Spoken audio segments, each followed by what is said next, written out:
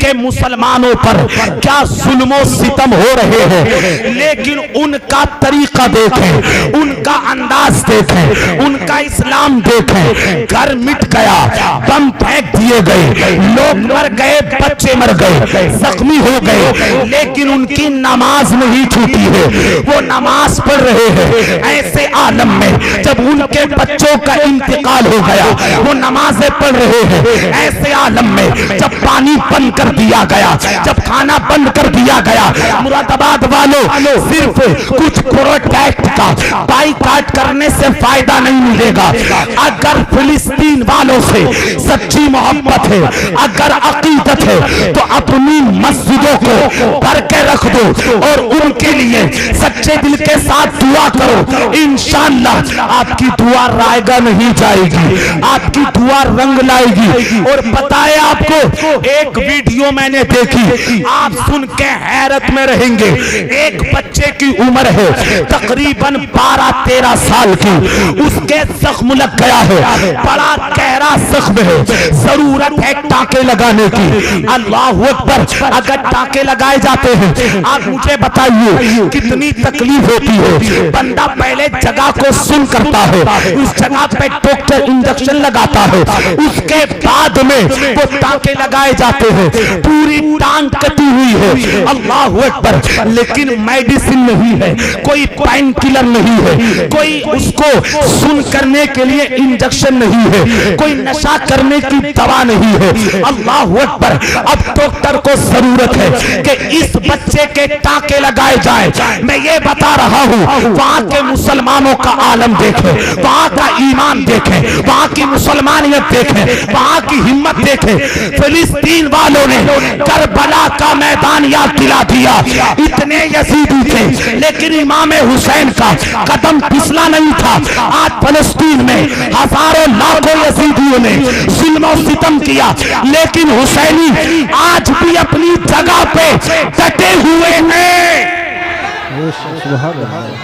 اللہ اکبر یا رسول اللہ! ذرا سنیے گا، زندہ باز اللہ اکبر! یہ حیرت میں رہیں گے آپ، بات میری مکمل ہو رہی ہے۔ ضرورت ہے ٹانکے لگانے ہیں ڈاکٹر کو۔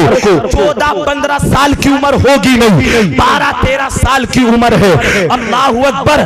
اب ڈاکٹر پوچھتا ہے، خاموش مت رہیے گا، دل پہ ہاتھ رکھ کے سنیے گا۔ ڈاکٹر پوچھتا ہے، اے بیٹا، کوئی پین کلر نہیں ہے، کوئی ایسا انجیکشن نہیں ہے کہ تمہاری جگہ کو سن کیا جائے، میں ٹانکے کیسے لگاؤں؟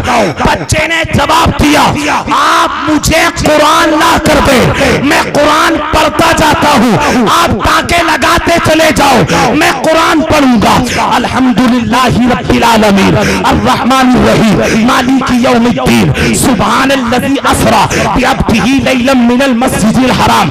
میں قرآن پڑھتا رہوں گا، تم ٹانکے لگاتے رہو۔ یہی بات ہے، زمین و آسمان گواہ ہے۔ بچہ قرآن پڑھنے لگا، بیڈ پہ لیٹا ہے، ڈاکٹر نے اپنا سامان اٹھایا، ٹانکے لگانے لگا، بچہ قرآن پڑھتا رہا۔ اللہ کی عزت و جلال کی قسم، بچے کا جسم ہلا نہیں، بچے نے پاؤں تک نہ ہلایا، قرآن پڑھتا رہا اور ڈاکٹر ٹانکے لگاتا رہا۔ تو مجھے یہاں پر حضرت علی کی بات یاد آئی۔ ایک مرتبہ حضرت علی کے قدم میں ایک تیر لگا تھا، بڑا درد تھا، بڑی تکلیف تھی۔ اگر کوئی ہاتھ لگاتا، ہاتھ لگانے نہ دیتے تھے۔ علی کون ہے؟ امام حسین کے ابا کا نام ہے علی، امام حسین کے والد کا نام ہے علی۔ اللہ اکبر! جب تیر لگانا، ہاتھ لگانے نہیں دیتے تھے، اتنا درد تھا، اتنی تکلیف تھی۔ کسی ماہر نے کہا یہ علی ہے، ایسے تیر نہیں نکلے گا، کرنا کیا ہے؟ کرنا یہ ہے، علی کو نماز میں جانے دو، یہ نماز میں نیت کریں گے، تیر کھینچ لینا، علی کو پتہ نہیں چلے گا۔ تاریخ گواہ ہے، علی نے نیت کی، آپ کے پاؤں سے تیر نکال لیا گیا، علی کو پتہ نہیں، تب سلام پھیرا تو پتہ چلا تیر نکل گیا ہے۔ یہی تو علی کے ماننے والے ہیں۔ اللہ اکبر! یہ امام حسین کے ماننے والے ہیں۔ ٹانکے لگا دیے گئے، لیکن قرآن پڑھتے پڑھتے پتہ نہ چلا۔ میرے عزیز، ان سے اگر سچی محبت ہے تو کون سا ٹائم آئے گا مسجدوں کو بھر دو, ان کے لیے دعائیں کرو, ان کے لیے سچی عقیدت سے اللہ اکبر. جب کل قیامت کے میدان میں پہنچو گے تو اللہ کی بارگاہ سے آواز آئے گی, کون کون بندہ ایسا ہے کہ جس نے نماز کی پابندی کر کے میرے فلسطین کے مسلمانوں کے لیے دعائیں کی تھی. میرے عزیز, یہ میں آپ سے کہنا چاہتا ہوں, آپ ان کا اندازہ لگائیں اور دیکھیے. ایک میں نے اسٹیٹمنٹ پڑھا ایک خاتون کا, ہر حیرت کی بات ہے, پتہ ہے وہ پورے حجاب میں وہ کر کے رات کو سوتی ہے. ایک کسی نے انٹرویو میں پوچھا کہ تم پردہ کر کے کیوں سوتی ہو, تم برقع اوڑھ کے کیوں سوتی ہو. اگر میری ماں اور بہنوں کا آواز پہنچ جائے تو میں سمجھتا ہوں یہ بات بتانا کافی ہے. اس لڑکی سے جب پوچھا گیا خاتون سے فلسطین کی, اللہ اکبر, یہ بتاؤ کہ تم اپنے آپ کو کورٹ کر کے کیوں سوتی ہو, اپنے آپ کو پردے میں کر کے کیوں سوتی ہو. بتا اس نے کیا جواب دیا. اس خاتون نے کہا ہم رات کو پردہ اس لیے کرتے ہیں, ہم سوتے وقت پردہ اس لیے کرتے ہیں کہیں ایسا نہ ہو دشمن ہمارے گھر پہ بم مار دے, دشمن ہمارے گھر کو تباہ کر دے, تو کہیں ایسا نہ ہو ہماری لاشیں بغیر ستر کے ملے, ہماری لاشیں بغیر حجاب کے ملے. ہم یہ چاہتی ہیں, ہم کنیز فاطمہ ہیں, جب ہم دنیا سے جائیں تو دنیا کی عورتوں کو بتا دیں کہ جب ہم دنیا سے جا رہی ہیں تو ہمارا پردہ ختم نہیں ہوا ہے, ہمارا حجاب ختم نہیں ہوا ہے. آج شادی کے موقع پر عورت نے حجاب کو اتار دیا, آج لبرل کے طریقے پر عورت اور حجاب کو اتار دیا, آج کوئی پردہ کرنے تیار نہیں ہے. سنیے گا, یہ فلسطین کی خاتون کا عالم ہے, رات کو بستر پہ لیٹتی ہے تو پردہ کر کے لیٹتی ہے. تم کنیز فاطمہ ہو, تم کنیز عائشہ ہو, اس لیے تمہیں زندگی اپنی